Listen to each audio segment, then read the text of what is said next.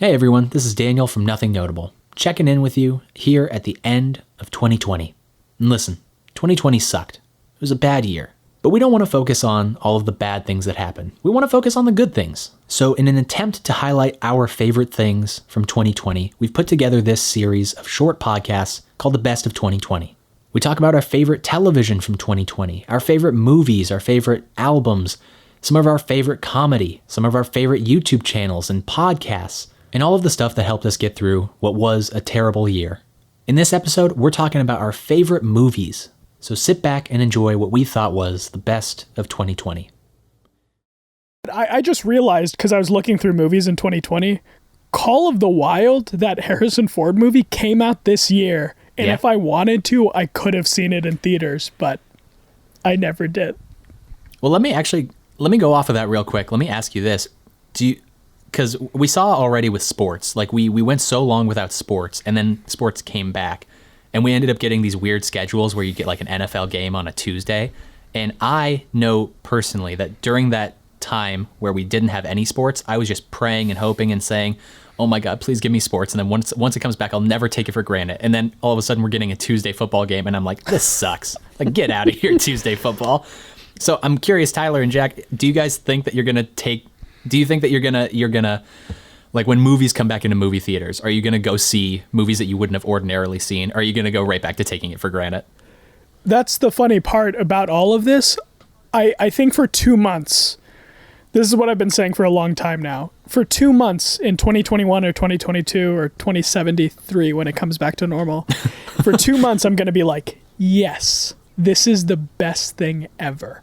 And then as soon as those 2 months are over, I'm going to be like, man, I hate going to bars. I hate watching movies in the theaters and people are talking. I hate like going down a sidewalk and there's a bunch of people that I can't stand next to and stuff like that. But I think for 2 months, I'm going to enjoy it. Yeah, I think that sounds about right. I'm going to have a whole bunch of fun going to open mics again, and then it not going well and me being sad on the way home, but then me going again the next night and repeating the whole process. Yeah, but at least you can like go out and like kiss a random person if you really wanted to. If that's what you're into, then yeah, you could do that. Yeah. Let's go ahead and move on to our favorite movies of the year. It was kind of a weird year for movies. It was a very successful year for television because so many people were at home and able to watch TV. But the movies, unfortunately, because the theaters died, there were a lot of movies that got shelved, moved to the next year. Some of them came out in festivals but weren't really available to the mainstream. So a lot of the best movies of this year I haven't seen yet, like Minari. So because of that, my list is kind of short. Jack, let's start with you.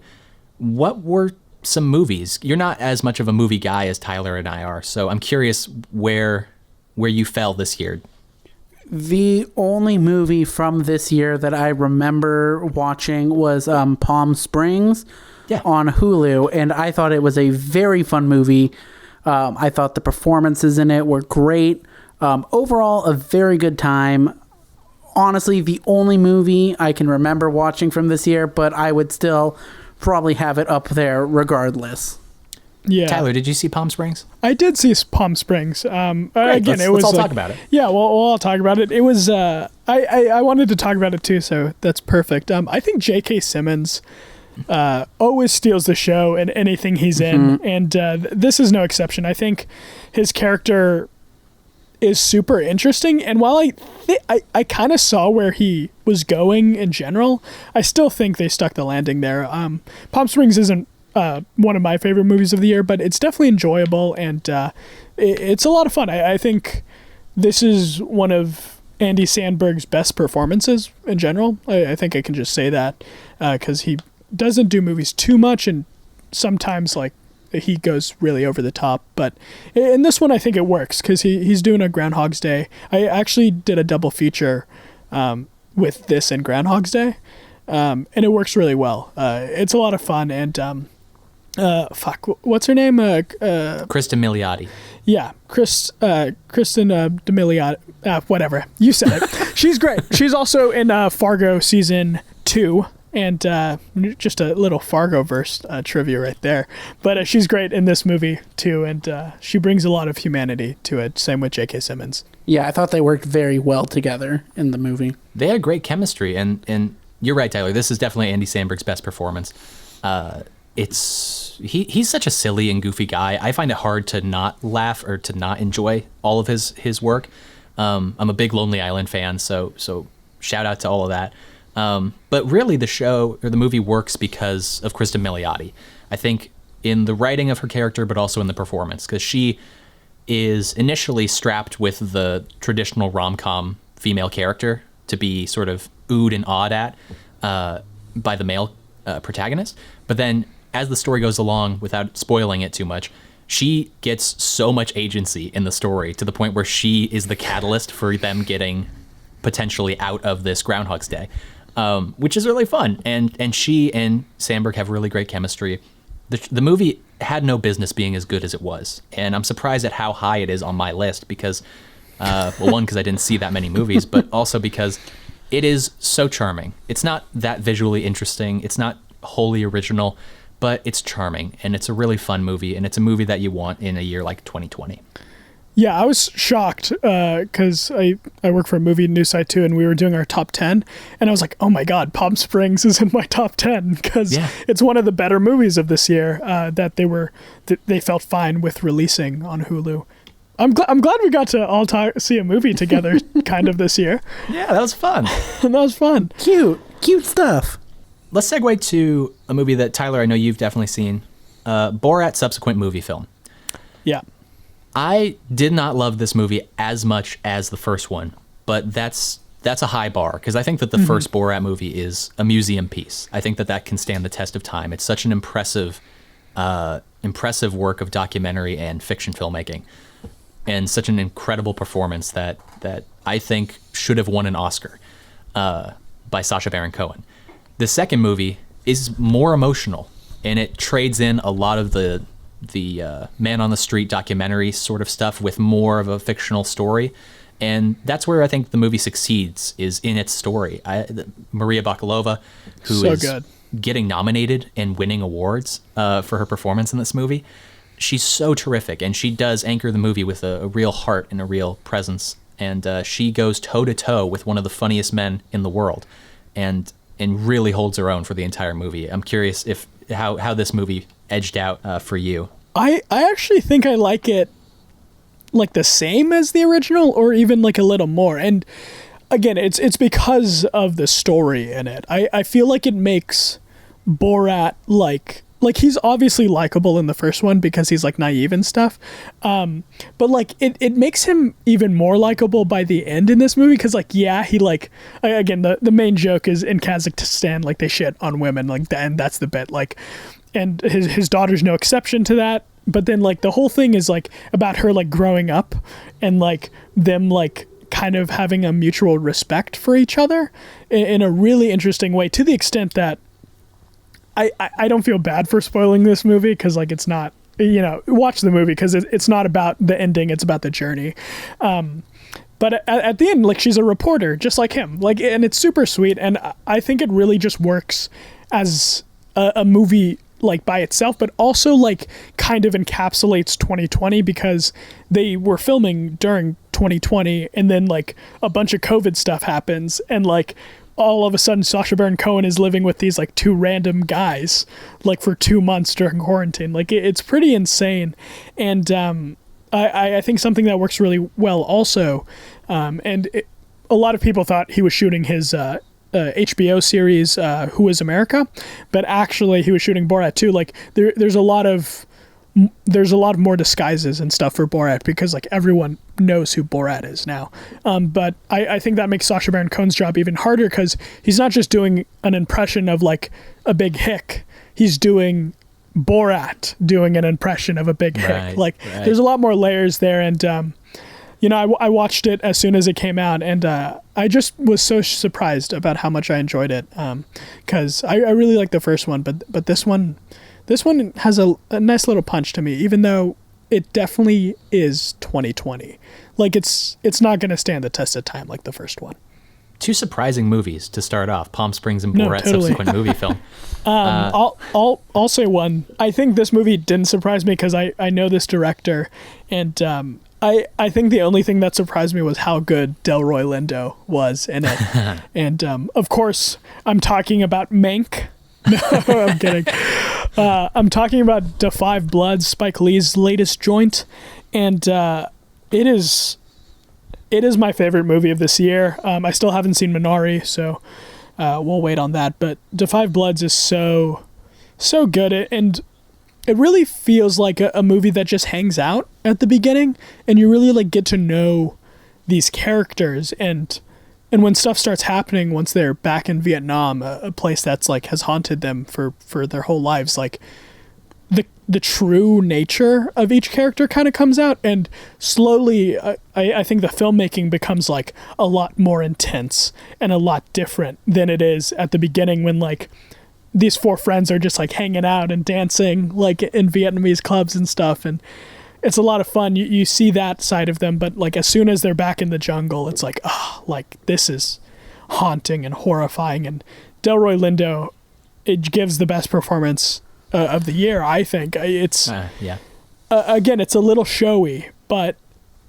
it is so excellent. And like, I was shocked to figure out that he was British after it. I was like, well, I didn't even think that. And also Chadwick Boseman, especially now, the role is even more haunting and tragic. And we'll talk about another performance, I'm sure, of his later. But that one sequence with him in the jungle and Delroy Lindo at the end is beautiful. And I'm just really happy I got to see something like that this year. Yeah, I think I'm right there with you. For the movies that I saw this year, I think Da 5 Bloods is still my favorite. And I felt that way when I saw it the first time. I was so floored by it. Like you said, it starts off as one sort of movie. It's very fun. It's very light. It's very flowy. And you're just learning about these different characters, all actors of a certain race and certain age that you don't get to see in leading roles. But then there's a very noticeable tone shift towards the end where things get very, very serious. And then there's another little tone shift after that as well, where it becomes sort of an action movie. I think Delroy Lindo definitely gives the best performance of the year. I echo everything that you just said about Da 5 Bloods. It's such a good movie. I highly recommend it. It's available on Netflix. There's no reason for you not to watch this movie. And you can only hope that Delroy Lindo will win an Oscar this year. Yeah, he has pretty tough competition. Well, I'll just lead into it because I think we're just about there. Ma Rainey's Black Bottom, I recently saw. One of my favorite movies of the year. Did you see that yet, Daniel? I did see it. Okay, cool. Perfect. Viola Davis and Chadwick Boseman give great performances. It's based off an August Wilson play, so a lot of it basically takes place in like 3 locations, which is always refreshing to see. And Delroy Lindo might have a tough job with Chadwick Boseman coming in this one, because especially with this being his last performance, it is so good, and it's so heartbreaking, especially after you know everything. Because with Da 5 Bloods, like, we were texting about it, and it's like, wow, Chadwick Boseman looks like really skinny. Like, I hope he's okay. And then same with this one, and it's like the difference in watching both of them. It's like Chadwick was alive when I watched Da 5 Bloods, and he had passed on since I saw Ma Rainey's Black Bottom, and he was one of the best actors of this generation, and it sucks that he only got like 10 years because he's so deserving. And while I like Delroy Lindo's performance more, I think Chadwick kind of takes it with Ma Rainey's. That's kind of my prediction. But what'd you think of it, Dan? So I love this play, and that's my problem with the movie. Is it does the performances are so good, but even the performances feel like theater, and the whole pacing of the film feels like theater. Everything about it feels like theater because it is theater. So as an adaptation of theater, it's very good. As a film just sort of by itself, it's still good. It's good. I don't think it's a bad movie. The performances are definitely top notch, and you're right. Chadwick Boseman is just terrific in this movie. He's terrific in Da 5 Bloods as well. I would love for Delroy Lindo to win an Oscar. However, if it has to come down between those two, then I hope Chadwick wins it, because then when we talk about the legacy of Chadwick Boseman, we can say Academy Award winner Chadwick Boseman. And he won't be there for the ceremony, but I think that's an important piece of hardware to put on his shelf. just for the way that we talk about him and his legacy. So I think Ma Rainey's Black Bottom is a great showcase for his talents. I was gonna say I'd probably vote for him twice for Best Actor and Best Supporting. Yeah, he was that good in both of them. But yeah. Well, I got some movies to watch now. Oh yeah. Yeah. Jack's here. Let's take a little. Let's take the temperature real quick, Jack. Well, of these movies, are any of them interesting to you whatsoever? Oh, yes, they are. Look, lots of movies are very interesting to me. There's just always a football game or a basketball game on, which I prioritize ahead of that. But I love Viola Davis, so I will check out that movie. Yeah, and she is incredible. She's wonderful in everything she does. I love her so much. Yeah. Here's my not hot take about Viola Davis. She is a top 5 actor of this century. I don't think that's a hot take. That sounds about right. Totally. Now, let's talk about another adaptation. The Five Bloods is my favorite movie of the year, but I think that this next one is the one that hit me the hardest, and it's called I'm Thinking of Ending Things, which is based off of a book. Tyler, I know you saw it, so we could talk about it a little bit, but something I told you before when we had talked about it in private off mic was a lot of movies like this feel like an intellectual exercise, but this doesn't. It is an intellectual exercise, but it's more so an emotional exercise. And whether or not you understand what's going on, because I certainly did not, which, for the most part, I pride myself on getting it. I usually understand most movies, even when they're that super far out there. In terms of like what was happening scene to scene, I didn't totally understand where everything was, but I felt it. And that's kind of beautiful. I think that's a real testament to Kaufman as a director and as a writer of this film as well. Again, based off of a book, but it felt like so many things that I have felt before, and some things I hope that I never feel. But it was the movie that made me feel the most. No, I mean I agree with that. I think, especially with like artists as complex as Charlie Kaufman, like I would say his probably least complex movie is like one of my favorites, like Eternal Sunshine of the Spotless Mind, but like that is still like super crazy for a lot of directors. But this one's definitely out there, and I've kind of stopped myself like kind of like rating things if it comes from a good place. Like I think Charlie Kaufman doesn't mean like to be making like, because a lot of reviews I've seen about it is like, oh, he doesn't know what he's doing. He's just doing like this shit, like artistic shit, like whatever, it doesn't matter. But like I genuinely think like there is a message in there, and more so than anything else, I think what this movie imbues is like an existential crisis.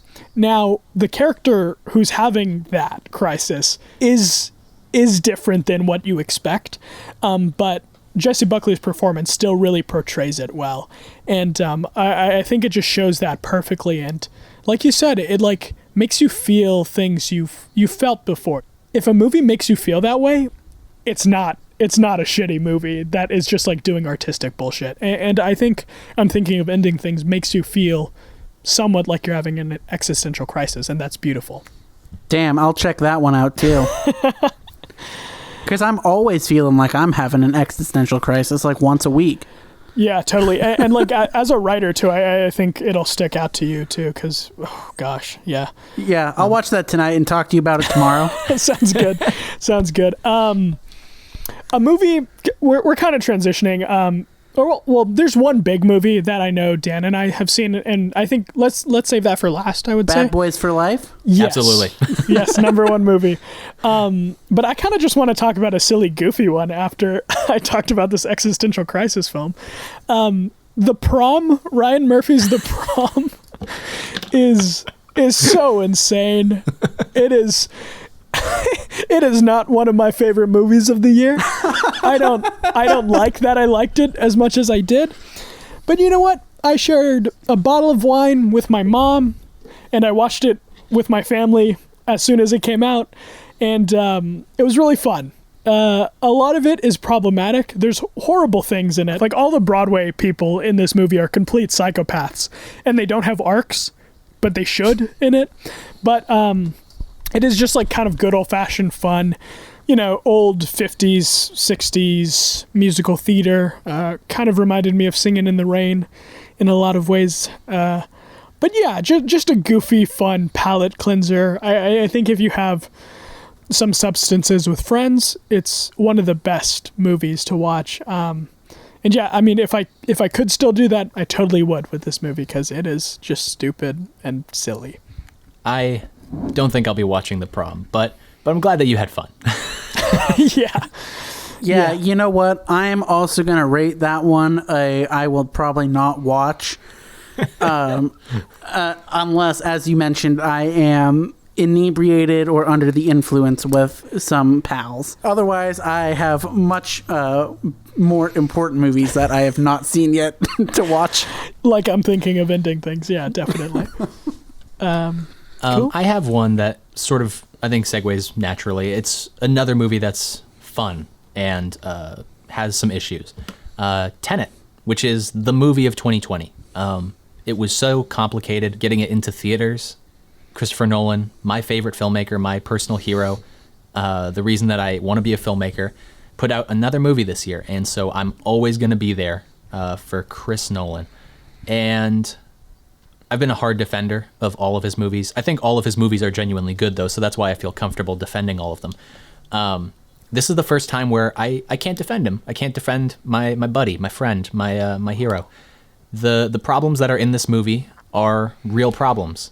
I think that the characterization in Dunkirk works because it's a comment on war movies and the stakes are very clear, and so you don't need to get a stupid scene where these characters say, I have a mom back at home, I need to get back to her, I have to get off this beach, I can't get shot. Like, that's okay, we know that these kids have to survive. Where that works in Dunkirk, I don't think it works so well in Tenet. The characterization is holding me back from loving the movie, because it is, as an action movie alone, one of the most fun action movies I've seen in a long time. I had so much fun watching this movie. Simultaneously, the characters, the exposition dumps, a lot of the things that Nolan's been criticized for in the past really rear their ugly head in this one. So it's a complicated movie that I ultimately do love because it is just so fun. Tyler, you and I worked at a movie theater. I got off of my shift and I bought a ticket and I sat down in a seat that I cleaned extra hard and and I watched it and my jaw was on the floor during some of these action scenes. It was just so breathtaking, and the way that Nolan stages a film is unlike any other filmmaker, and that's one of the reasons why I love him so much. But then immediately after, he'll have characters drop exposition like a video game. It's a complicated movie, but a movie that I think is worth watching. It's definitely worth watching twice. You'll pick up on things that you didn't quite catch the first time. It's not as complicated as a movie like I'm Thinking of Ending Things. Yeah. That's for sure. Oh, shit, I gotta watch that one twice? Yeah. Well, I think you could watch it once, but it is very complex. I mean, yeah, but I'm really smart. Yeah, I mean, you are, definitely. We all have degrees now. Whoa. Yeah. But also just on Tenet, really, because we were working at the movie theater while it was open. And it was just really funny to hear people coming out and be like, well, I don't know what the fuck that means.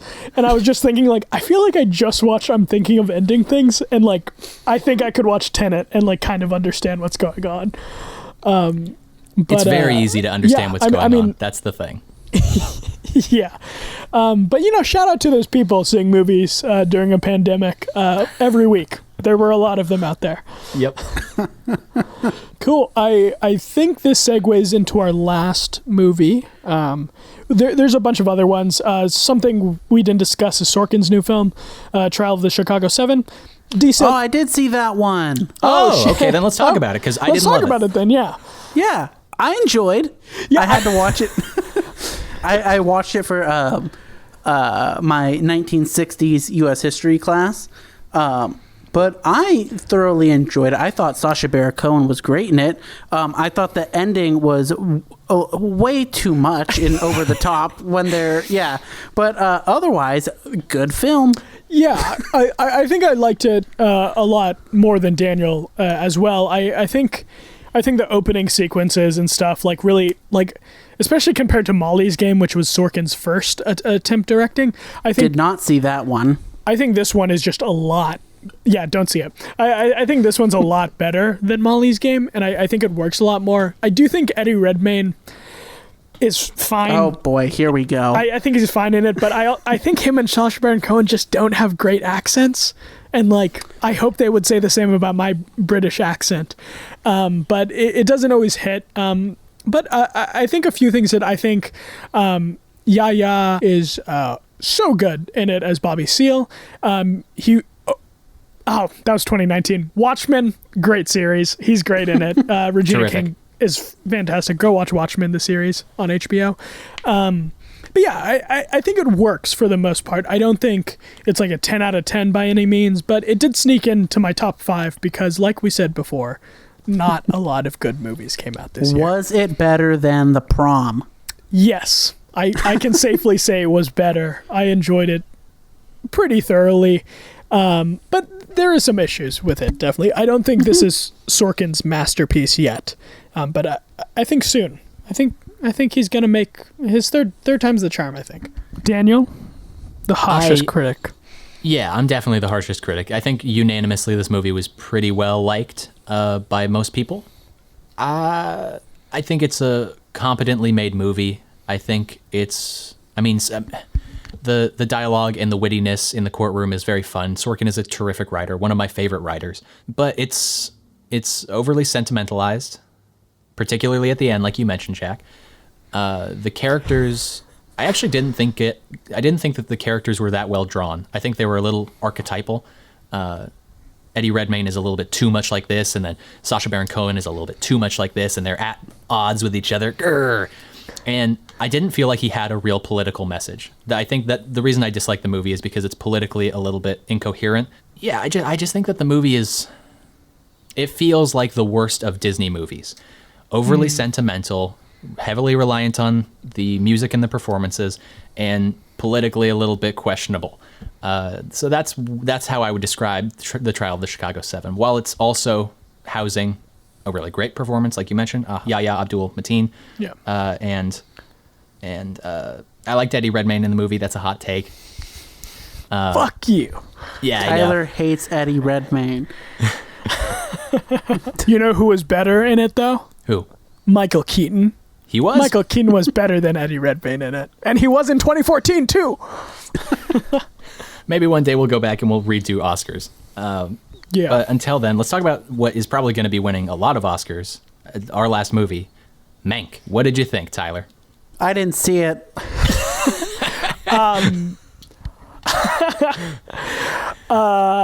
think Mank is, because technically on my Letterboxd, I think The Queen's Gambit is my second, but that's not really a movie. That's a miniseries.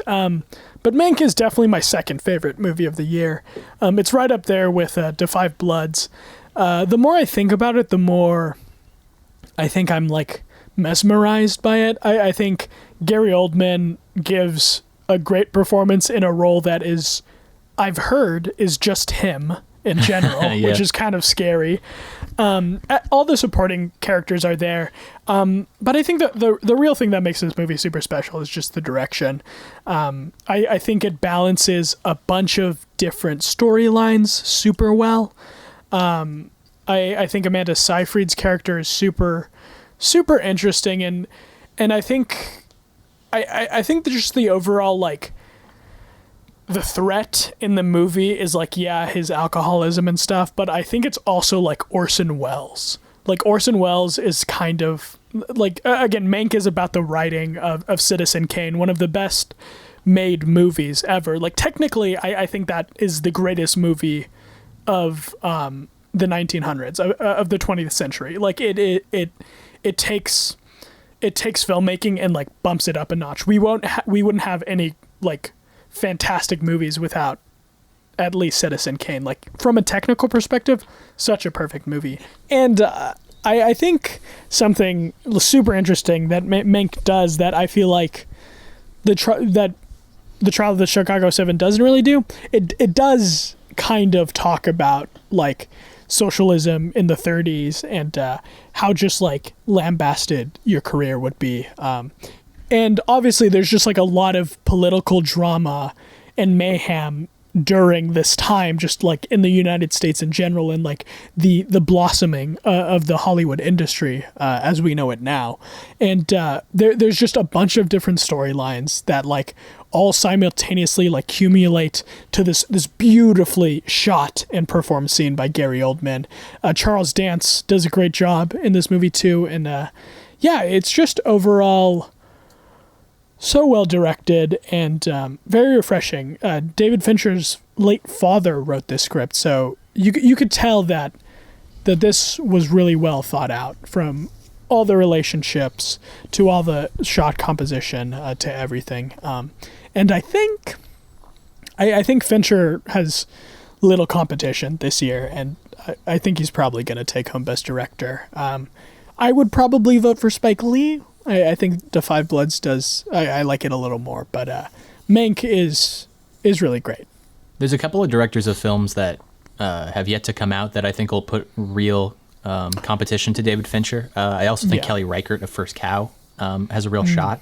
A movie I still haven't seen, but with this movie, there's a coldness to all of David Fincher's movies that is very appealing.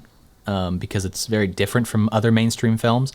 This one is not cold at all. It's actually quite warm, and you can tell because of the fact that his father wrote this script and that it's dealing with subject matter that is a little bit closer to David Fincher's heart than to his brain. Unlike Trial of the Chicago 7, I love the political message of this movie. It's not begging you to be socialist. It's not even advocating for socialism, but it is telling you that what happened in Hollywood back in those days, and how the system, and particularly Louis B. Mayer, was railroading Upton Sinclair and other political figures like that.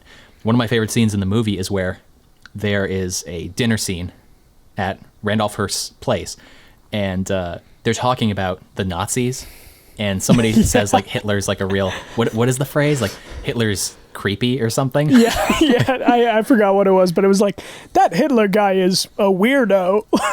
Yeah. But they're talking about communism and socialism and fascism and Gary Oldman's character, Mank, and they'll remind you that his name is Mank a lot. Mank! He aptly points out, do you even know like what the difference is between communism and socialism? And they just kind of brush it off and they keep going. Yeah. And they draw bold comparisons between various different political philosophies. It's a really interesting movie. I think it has, similar to a movie I mentioned earlier, it kind of has no business being a movie that I love. But it is.